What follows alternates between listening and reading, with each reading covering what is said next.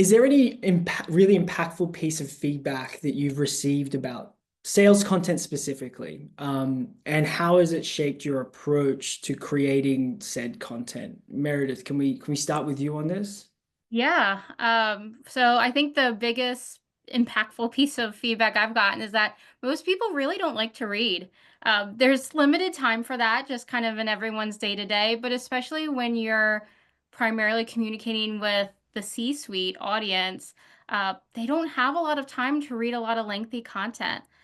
So taking a what I like to call a goldfish attention span mindset into account when we're having these conversations, when we're thinking about what the right deliverables will be, right? What the right creative solutions will be for these different asks. So, what can we show or what can we say in just a few seconds that will either encourage them to stay or be memorable enough so that they'll come back?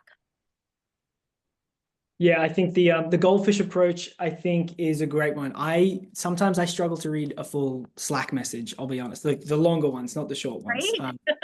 But yeah, it's tough. Yeah. And even when I'm, looking at different vendors to bring on in our own, to bring in house for us, for our marketing team, if the content is too much, like I can't do it. Like I've got, emails that are piling up, Slack messages, Zoom meetings to hop on.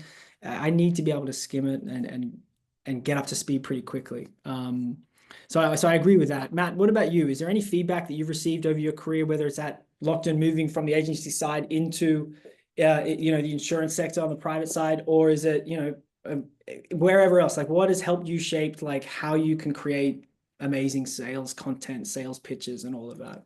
Yeah, like we always like to show them, like if it's working with one of our producer teams, we always just say like let us show you. A lot of times they'll present us stuff like here's what it is, and we'll say let's show you the value of good creative. And we found that when we do that, when we can show them, what good creative looks like, what great like a great experience can look like, they get bought in really quick because it helps them. In fact, we had this happened fairly recently. We were working on a pretty well-known client in the technology industry, and I think that like very design-driven company. And so we went the extra mile to make sure that like what we presented them wasn't about co-branding or anything, but speaking their language, right? Like making sure that we presented design in a way that would resonate with them. And actually, they called that out in the meeting. They came back and they said, "Hey, like we are a very design-driven company, and it means a lot to us that you guys would put